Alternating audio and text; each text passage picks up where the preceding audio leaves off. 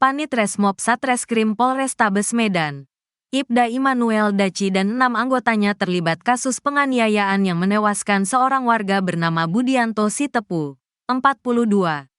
Kasus penganiayaan itu terjadi di depan warung tuak Jalan Horas, Kecamatan Sunggal, Deli Serdang, pada Selasa, tanggal 24 Desember tahun 2024, malam.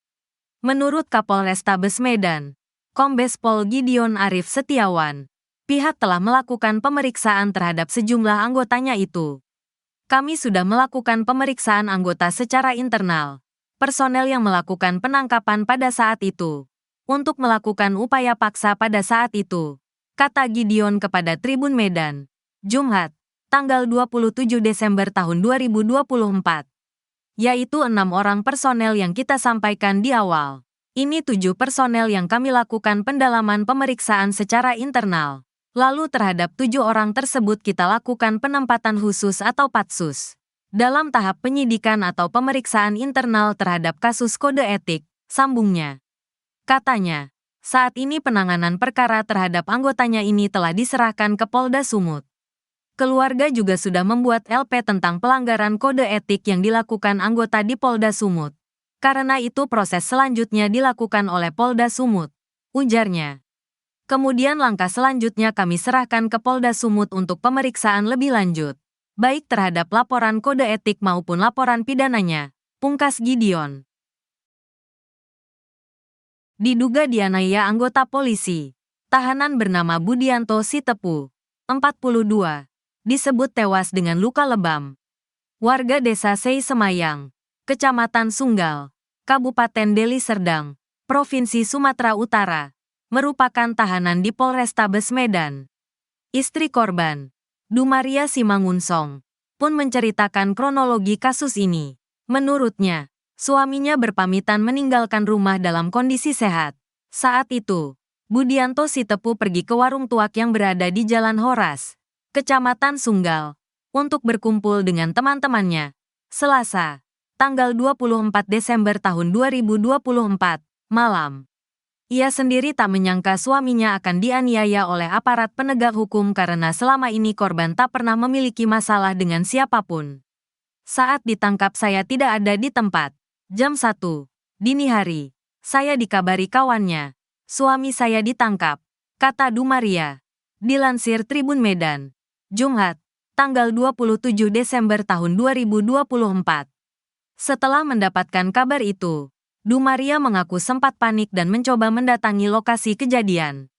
Namun, setibanya di sana, Dumaria tak melihat suaminya. Ia lantas mencari informasi mengenai keberadaan suaminya, termasuk ke Polsek Sunggal. Ia lalu memperoleh informasi bahwa Budianto ditangkap oleh Panit Resmob Polrestabes Medan, Ibda Immanuel Daci. Kebetulan, rumah mertua Ibda Immanuel Daci berada di depan warung tuak tempat suaminya nongkrong. Setelah itu, Dumaria mendapatkan informasi bahwa suaminya berada di Polrestabes Medan.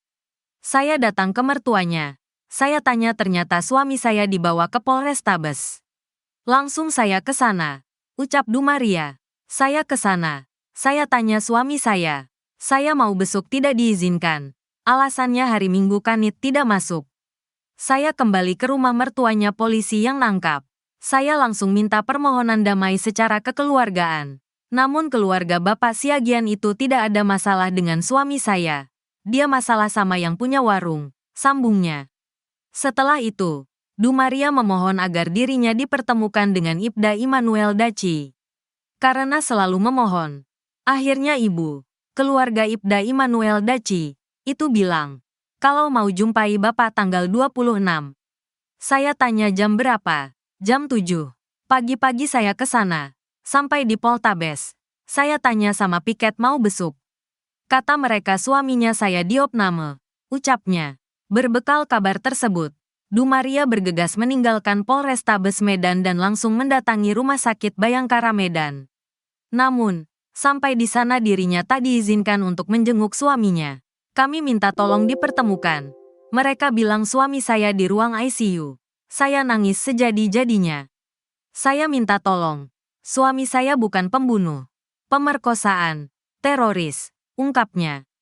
Tak lama berselang, petugas rumah sakit membawa jenazah dan itu ternyata adalah suami Dumaria. Melihat suaminya sudah menjadi jenazah, Dumaria syok. Tanpa sengaja lewat mayat di situ, saya lihat ternyata suami saya. Saya tahu suami saya sudah meninggal dunia. Saya bingung kemana saya harus adukan, ujarnya.